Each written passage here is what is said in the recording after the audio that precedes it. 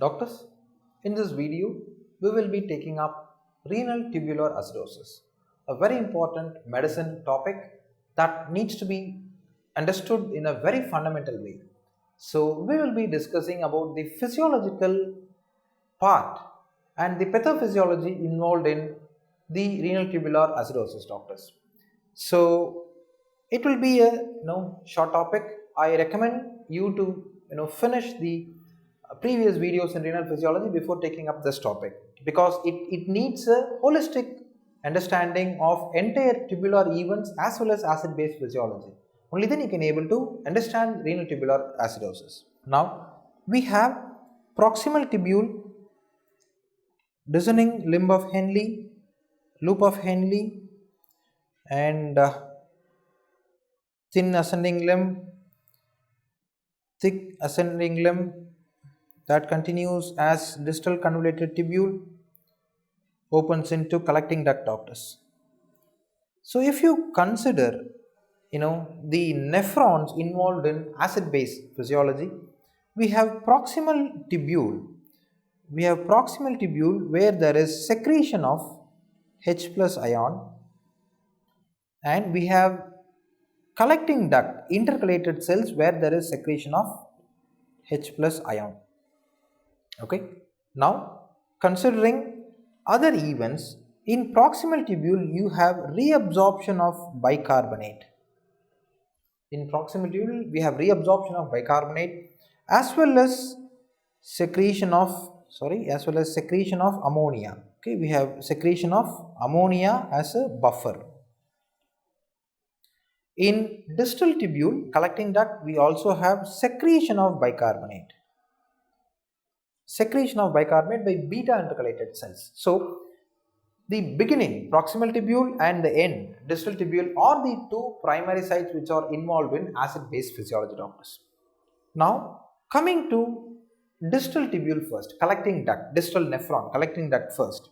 Distal nephron pathologies leading to acidosis are called as type 1 and type 4 acidosis, while proximal tubule pathology involved in acidosis has been named as type 2 acidosis. Please understand, there are no type 3. Type 3 has been called as mixed type 1 and type 2, but that has never been asked in PG entrance exams because of its over complexity. So all you need to know is to find out what type of acidosis your question is asking. Is it type 1, type 4 or type 2? Distal tubular acidosis are type 1 and 4, proximal tubular acidosis are type 2. Now let us take up distal tubular acidosis first. Distal tubular acidosis. Distal tubular acidosis can be differentiated to two categories. Number 1, type 1 and type 4. While type 1 is also called as hypokalemic acidosis, type 4 is also called as hyperkalemic. Type 4 is also called as hyperkalemic acidosis. Type 4 is also called as hyperkalemic acidosis, doctors. Good. Now what is type 1? What is type 4? Let us take up type 1 first. Type 1 renal tubular acidosis, also called as distal renal tubular acidosis, type 1. So what is the pathophysiology here? Now there is going to be a mutation. There is going to be a mutation or disorders, any kind of systemic illnesses like systemic lupus, Sjogren syndrome, they can literally damage those areas. So not necessarily it needs to be genetic, it can be acquired also by systemic disorders. So mutation or disorders that involve alpha intercalated cells,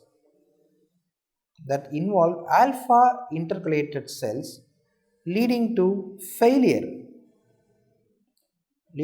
failure of H plus K plus ATPase, leading to failure of H plus K plus ATPase, leads to type 1 renal tubular acidosis or distal renal tubular acidosis. So what happens, doctors? What will be the manifestation if there is failure of H plus K plus ATPase? What is the normal function first? Alpha intercalated cell has to secrete acid and reabsorb potassium, isn't it? Now, because of this nature, because of failure of H plus K plus ATPase, we have two consequences. Number one, there is going to be decreased secretion of H plus ion from alpha intercalated cells. On the other hand, we have decreased reabsorption of potassium from alpha intercalated cells. When the hydrogen secretion is going to be impaired, all the hydrogen are going to stay in the blood itself, causing acidosis of blood. So this leads to metabolic acidosis. Along with, when the reabsorption of potassium is going to be impaired, this will produce hypokalemia.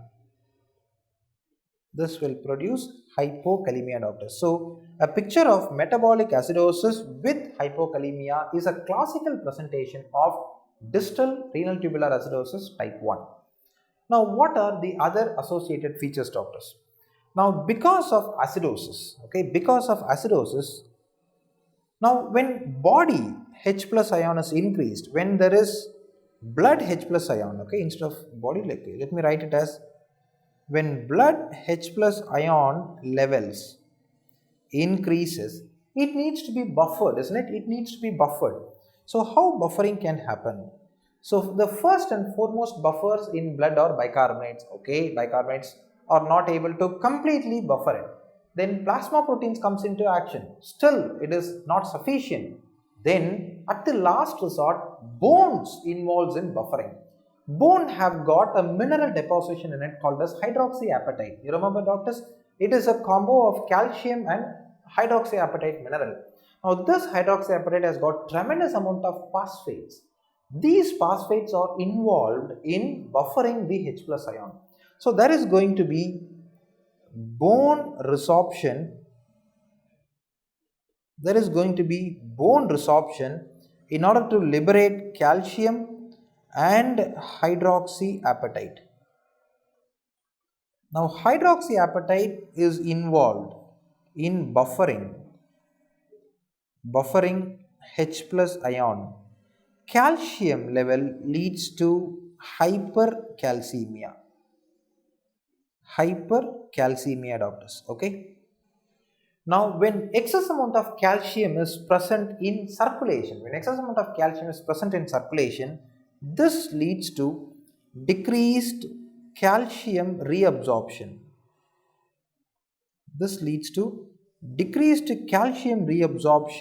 From thick ascending limb, right? What happens is, if you see a thick ascending limb, say for example, we have a epithelium where there are thick ascending limb cells are present.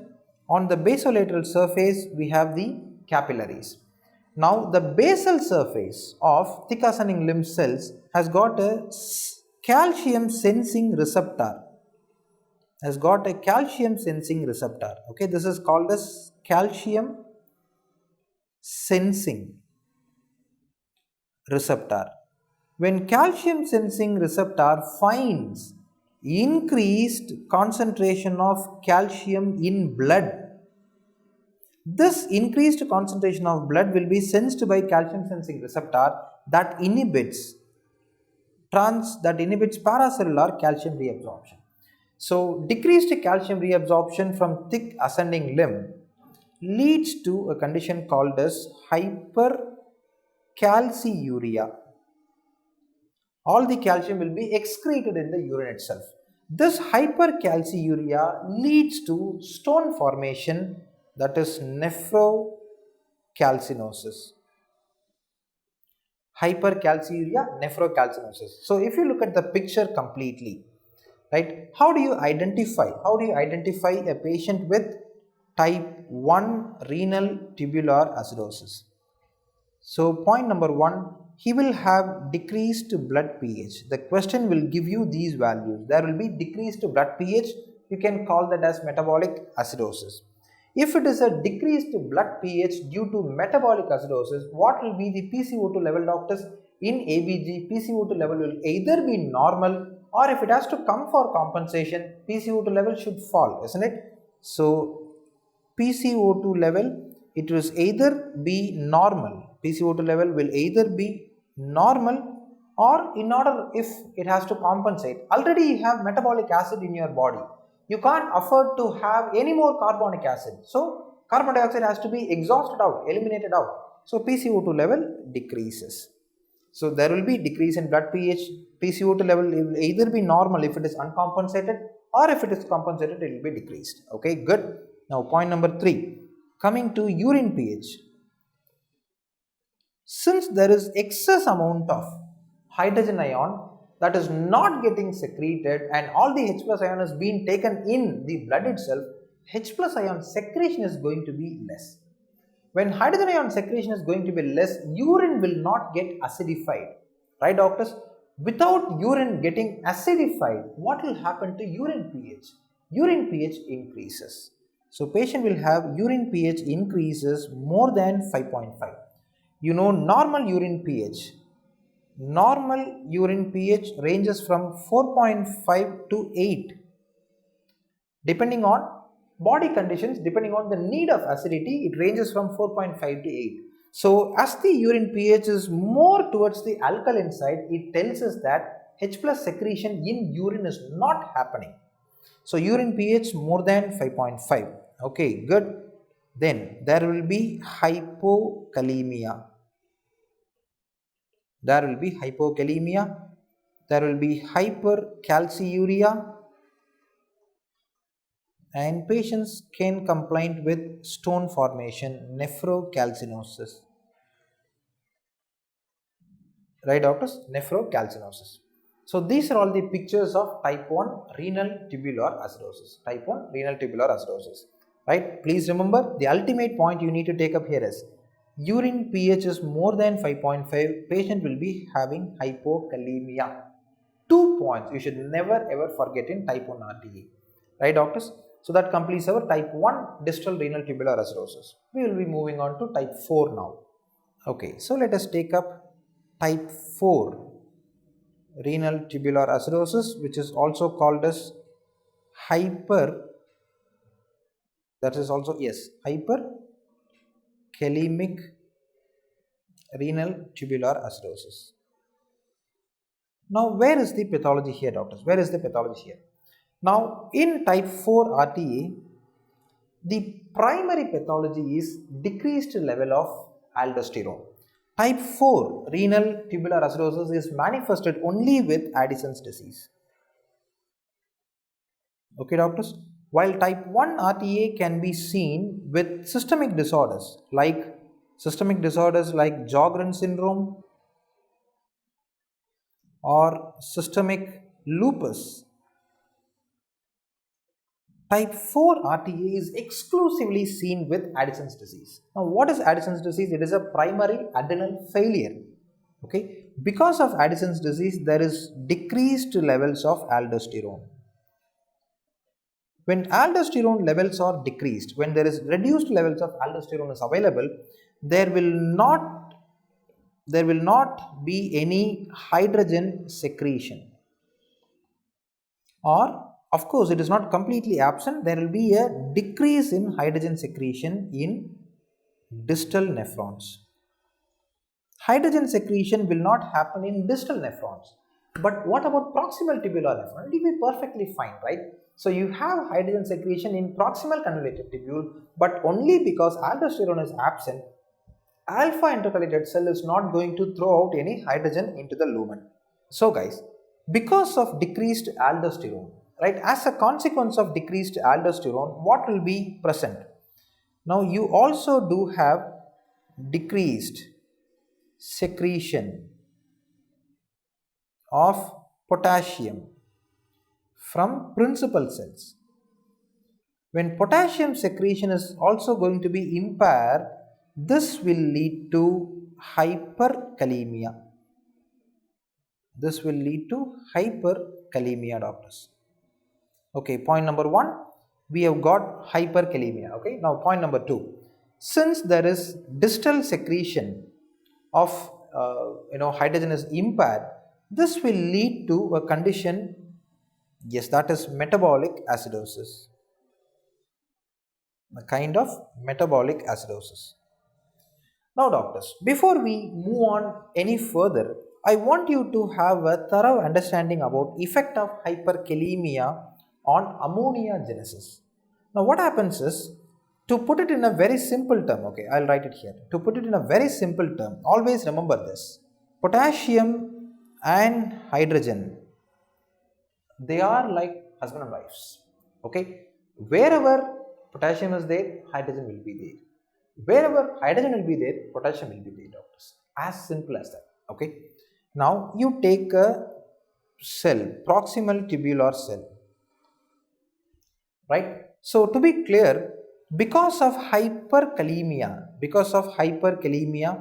the extracellular space, extracellular fluid and blood will have excess amount of potassium. There will be increased potassium concentration in blood as well as in interstitial spaces. That is hyperkalemia, doctors. Okay. As a consequence of hyperkalemia, what happens is, there will be potassium, intracellular potassium to be present inside the cell without moving out. The dynamics is being arrested. Now since the number of potassium on the exterior rises more than the interior potassium, as I told you just before, you tend to have hydrogen ion to move out of the cell. All the intracellular hydrogen moves out. When all the intracellular hydrogen moves out, doctors, what will happen? Because of movement of intracellular hydrogen, you will have no hydrogen inside the cell.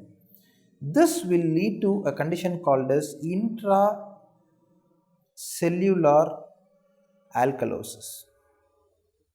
Intracellular alkalosis. Now, because the intracellular hydrogen level is less, you don't have hydrogen to combine with nitrogen. You need 3 hydrogen to combine with nitrogen to form ammonia, right? When there is no hydrogen at all, when there is no hydrogen available inside the cell, ammonia genesis is going to be impaired. So there will be impaired ammonia genesis. With hyperkalemia, ammonia genesis will be inhibited. So there is metabolic acidosis, doctors, but this acidosis makes, or this hyperkalemia makes proximal convoluted tubule, ammonia genesis, proximal convoluted tubule ammonia genesis to become decreased.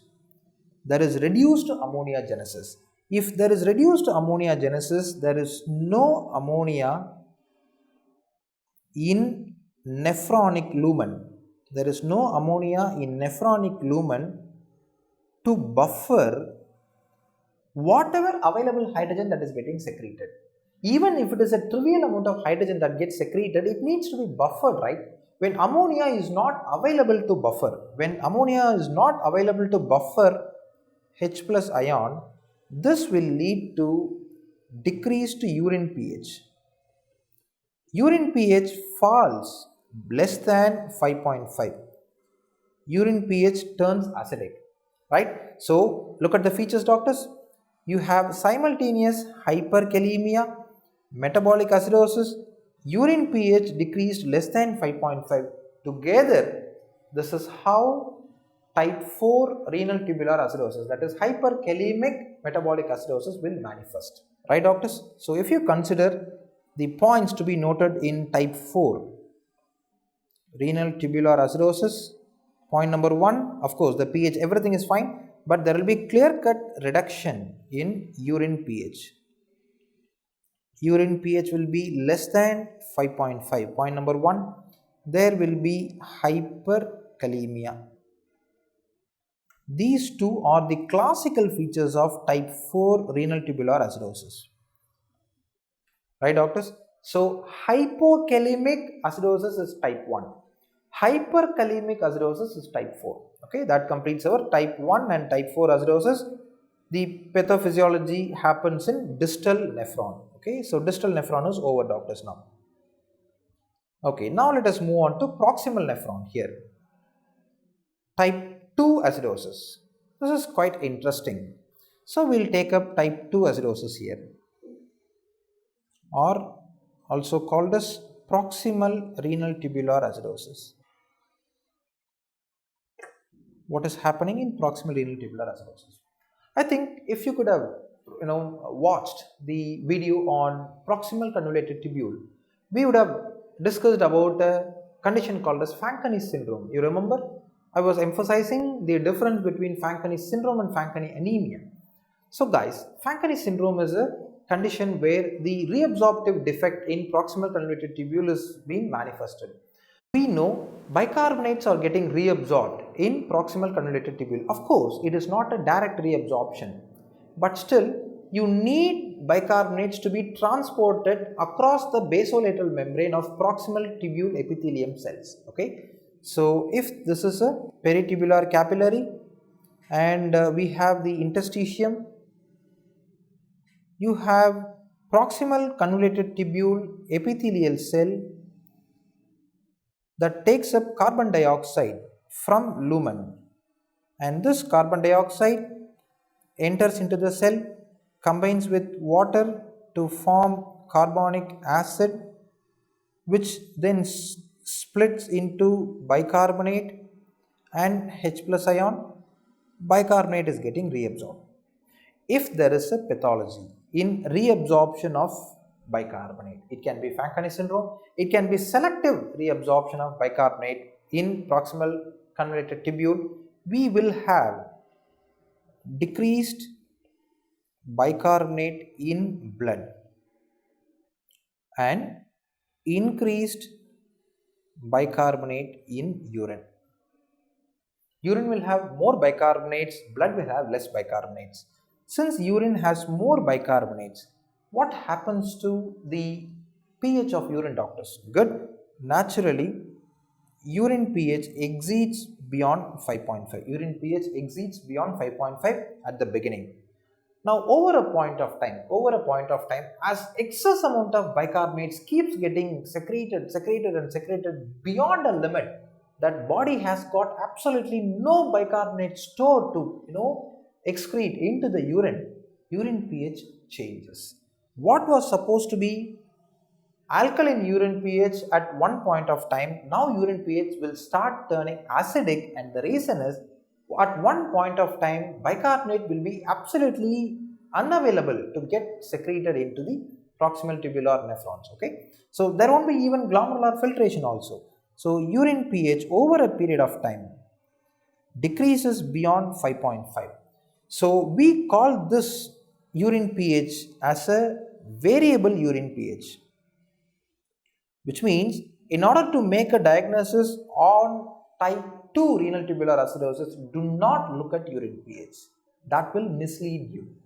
Do not follow urine pH to make a diagnosis on type 2 renal tubular acidosis, doctors. So we have decreased bicarbonate in blood, that puts blood to be in a state of acidic condition. Okay, fine. So what happens? Yes, we have acidosis that produces decreased blood pH. Now, as we have acidosis, doctors, extracellular H plus ion, this increased H plus ion in ECF, okay, this will trigger, consider this is alpha intercalated cells, okay, the increased H plus ion in okay, So increased H plus ion in blood as well as in interstitial fluid will trigger alpha intercalated cell, so that the hydrogen potassium ATPase, hydrogen potassium ATPase is getting well augmented. When H plus K plus ATPase is being activated, there will be H plus secretion and potassium reabsorption. Okay, so body will start losing H plus as a compensatory mechanism. Body will start losing H plus and body will start reabsorbing more potassium. So point number 1, there is increased potassium reabsorption from alpha intercalated cells. Alpha intercalated cells. There will be enhanced potassium reabsorption from alpha intercalated cells, doctors. Now at the same time, when you consider cellular levels, right, when extracellular hydrogen ion is very abundant, right, hydrogen again, in order to neutralize this acidity, potassium ion from ECF gets into the cell, right. When there are too much of H plus ion in extracellular fluid, in order to reduce the cationic charges, potassium gets driven into the cell, doctors, right. The event is like this: when there is excess H plus ion in ECF, there will be high concentration of cation, so both sodium as well as potassium will be driven to move across. But the problem is, all these sodium channels are gated channels, which is why sodium cannot simply enter into the cell because the gates will be closed. Since potassium channels are leaky channels, more potassium can be moved into the cell. Causing potassium movement into the cell, causing hypokalemia. ECF potassium decreases. Right, doctors, causing hypokalemia, ECF potassium decreases. Point number 2. So though there is increased potassium from alpha intercalated cell, all the increased potassium will be driven into the cells. Okay, thereby ECF potassium level falls. Now moving on to the buffering mechanism. As we said, there will be buffering capacity from bones. Bones liberates calcium as well as hydroxyapatite. So this hydroxyapatite is going to bind with, hydroxyapatite is going to bind with H plus ion, it buffers it. What happens to calcium? Calcium gets excreted. In kidney. But the problem is, doctors, consider this way: since you have proximal tubular epithelium, interstitial space, and you have PCT cells. As we saw in PCT discussion, we have sodium organic ion. Co-transporter, isn't it? Sodium organic ion co-transporter. One such ion is citrate. Since it is a pathology of proximal tubule, type 2 renal tubular acidosis is a pathology of proximal tubule, citrate reabsorption into the cell and citrate reabsorption into the peritubular capillary is being blocked. Since citrate cannot be reabsorbed, all the citrate is going to stay in the lumen itself. Now, whatever the calcium that gets filtered from glomerulus,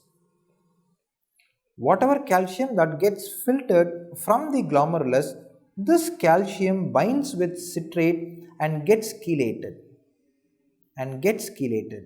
Since citrate is available in the lumen to chelate calcium, this calcium do not form calculus. So nephrocalcinosis is not a feature of type 1 renal tubular acidosis, while nephrocalcinosis is type 2 renal tubular acidosis, whereas nephrocalcinosis is a classic feature of type 1 renal tubular acidosis, doctors.